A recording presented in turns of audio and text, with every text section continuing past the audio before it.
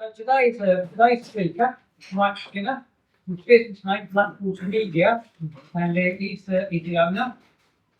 Nathan's businesses, video, photography, and drone content for businesses and events. And the business areas covered are really anywhere that covers travel costs. And I mean literally, we were in Barcelona last week, mate, for a day. So literally anywhere that covers its costs.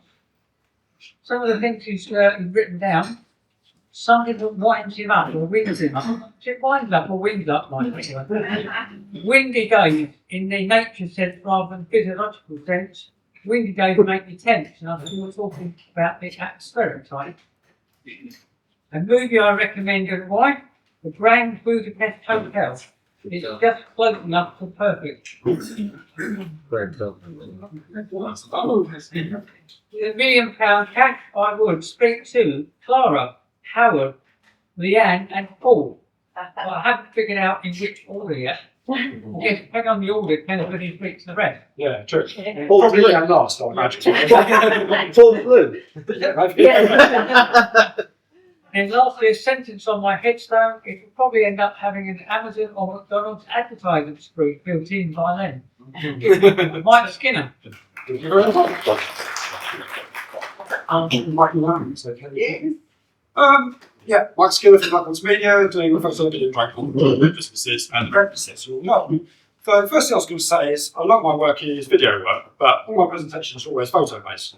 And there's two good reasons for that. One, all the video editing gear I've got is on this great big old desktop at home, and I'm not going to bring it in, make it a pain in the arse. And the other reason is the video camera's over there working with me, so it kind of makes it hard for me to use for demos. So today, what we're going to do is a headshot setup and look at different lighting patterns, different backgrounds and things like that. Couldn't get Michaela back to model again, so we've upgraded to Jane. Oh. There you go. So I'll just run through the basic process. Get the model in and say, all right, sit down, we're going to take a photo. If I bring it up on the screen there, turn the light on here. There you go, it's nice and bold. Brilliant. Done. Next.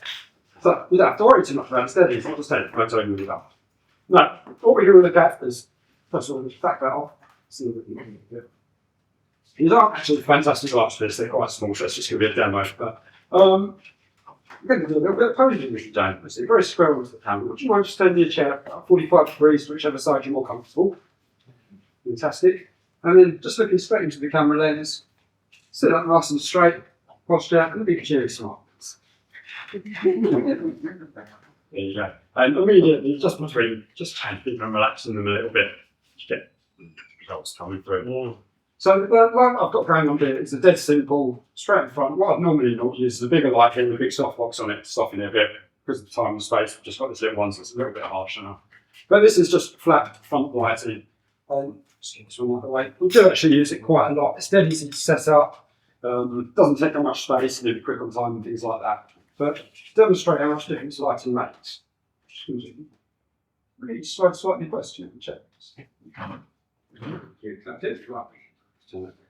move this light around to the side now,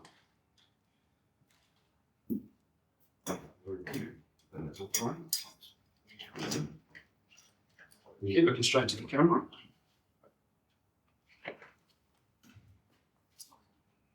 Well, I'll tell you what, it's not brighter in here than I was hoping it's going to be. But that's the way it is, isn't it? Turn that down a little bit.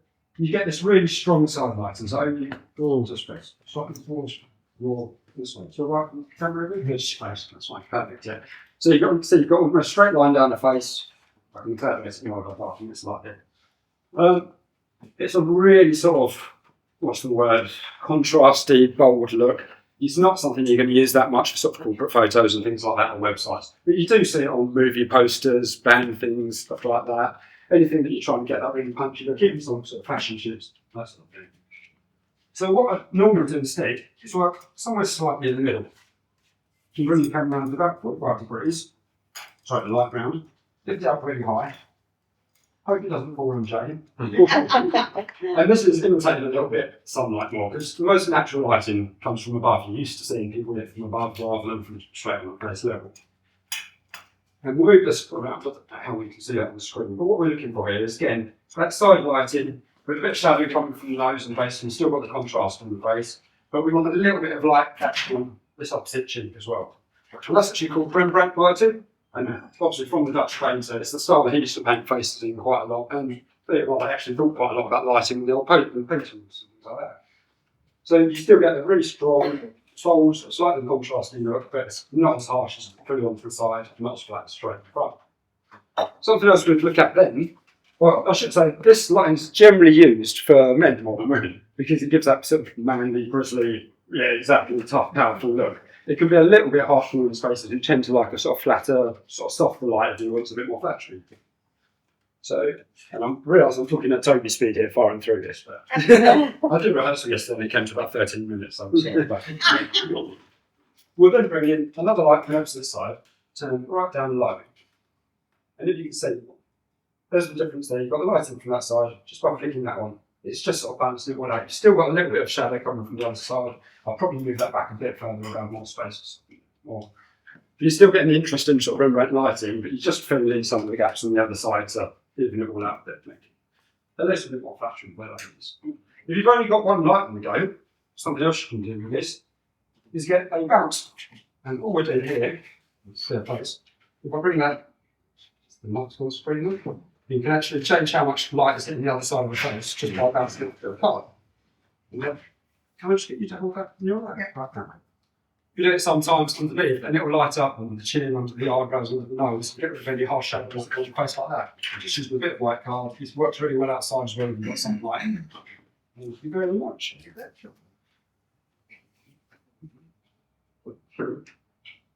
Okay. Another little trick that you do like sometimes, especially works well on dark backgrounds like this. You can move it around behind someone, pop it down. And you keep it on the screen again, like it's only sudden, which has gone off. There we go.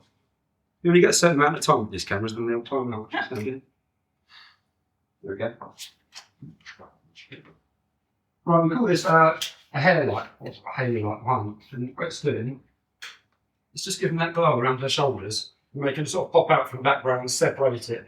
And it just gives that sort of slightly professional touch again, because it's not something you can get when you stand phone posts and things like that. People might not know what it is, but they'll see it and think, oh, that looks crisp, sharp, clean. And it doesn't make a big difference. Did a wonderful job, Jane. Thank you very much. The next thing we're going to look at is different backgrounds. Black is really good for sort of, well, some of the terminology I wrote down for myself yesterday. Dramatic sort of shots, elegant shots. It might be used a bit more in modelling and things like that. But it's not that common for websites and photos, because generally people don't have black websites or really dark colours. They tend to be a bit lighter, a bit more very modelling. I think it's over.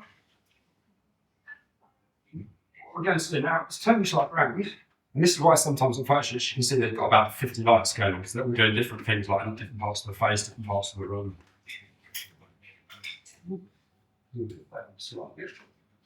And again, the real setup without the big light doing this light, more equal, just working on the centre part there.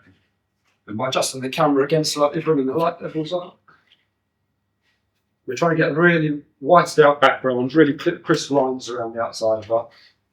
And this is much more what you're going to get on your sort of your LinkedIn profiles, your websites, things like that, because it just blends in much better with most of the users. And also having a thin white background like that with really crisp hairline things, it makes it very easy to cut the person out in Photoshop, put them onto different backgrounds, use them for branding, marketing tools, and sort of thing. And you still got all the options with this that you can move the light around, light things in different ways. And then the final one I'm going to show you, a second quick. Yeah, sure, I did that. I'm just going to get this other one. Yeah, start the corner. Right. Yeah. And then, I'm just trying to move the last step on. Yeah.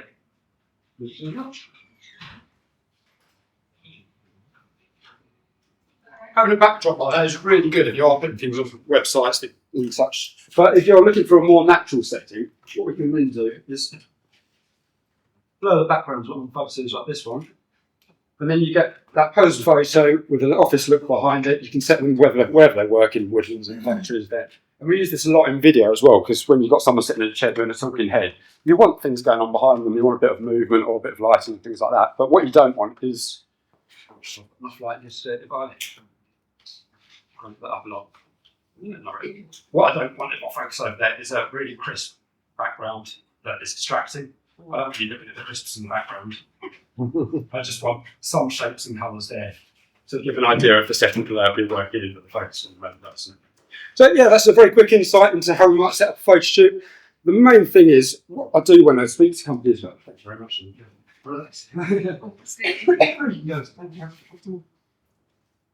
So when I go and speak to companies and things like that, I want to get an idea of what their company's like, what they're aiming for. Are they a very serious corporate company that wants, set up shops like that? Are they having a bit of fun? Do we want the whole team together? Do we want it outside? What's the vibe? What are they marketing towards? What sort of audience are they appealing to? And then we take all that into account. We also speak to people like Matt about what their branding is like, what their colours are. Do we want that matched in any way? And we put up shoots like that and just get a really good feeling of what the company are like, and therefore an idea of what the photos reflect when people see them. And yeah, that's how we go about it. Right, from that media. Any questions? Stop.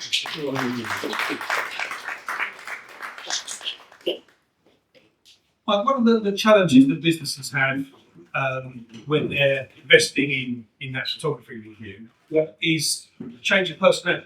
Yes. Have you got strategies or ideas around if I get a no group shots of all my employees stood next to their vehicles or doing whatever, and then that money leaves? We generally do a pretty good job of matching things in place. It depends what I'm doing, obviously. I can do some shots for you for the Brentwood orthodontists recently. Load of shots last year, they've got a load of people in this year. So we just went in and went, this is what last year's shots looked like. Let's try and get something really similar backgrounds and that sort of thing. But yeah, even if you're doing outdoor shots, I love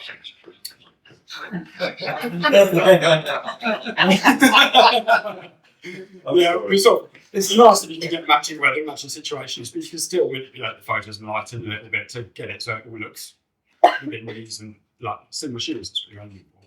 And I get requests from people as well saying we had a shot done by a different company 2 or 3 years ago. Looks great. Can you do exactly the same video shoot or whatever? We want it to look like that. And we go and we set it on the screen, look like that plant was there, that was there. Match it. Sorry, Josh. How often would you tend to recommend someone change their headshot? I think annually is quite nice. One of the things I mentioned the other day that the company was talking to us about is they wanted a selection of headshots of all their staff, but 2 or 3 different ones, even the same staff members, because they rotate them on the website. And like every 6 months or so, they change new photos around just because it's really good for the SEO, because suddenly they've got new images and new things up there. So it's actually handy to have 2 or 3 different alternatives anyway. It's not just me upselling, it's also upselling for Scott. But yeah, I think, well, it depends how big the company is, how often they're changing. If you're turning over staff, yearly, I think keeps you going up to date. If there was one camera or one piece of kit you'd like to buy, what would you get? I've got a little bit of a tech crush on the Hasselblad cameras at the moment, and for no real reason other than they're ridiculously pretty and cost about £6,000 each. I can't see any personal reason why I'd need it or it'd improve my work or anything like that, but it's great. We're going to take it anyway because we want to learn to get next. Yep. On the Ultimate Fighter show, when they do their close-up interviews with the fighters, it looks brilliant because they've got a black background and they've got in their eyes, they've got about a dozen lights. Yes, yeah. Is that just literally a dozen lights behind them, or is there some effect that they use there? No, it's called catch lights basically, and it's kind of a lot of it is just the reflection of what you get. So it always looks better when you've got a little white dot in the eye, and you usually just do it from having a big sort of light or something like that. Yeah, you can manipulate it a bit, set various certificates out, which looks at the end. Or intensively like the ring lights today as well, because you see that quite often. You actually see a little ring reflection there. It's when they've got the ring lights around the lens of the camera. Yeah.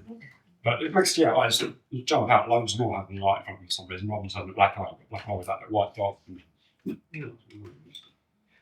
Mike, thank you very much indeed. And not only thank you to you, a great insight into how it works. I thoroughly enjoyed that. But well done, Jane. Absolutely. It was very brave of you to do it. But my only question mark is, why didn't you use Paul? Yeah. Just Paul.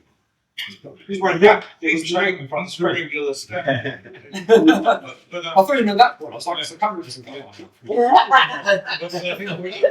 Your phone did go off. I think we're all pleased that you did use Jane. Well done, Jane. Thank you very much.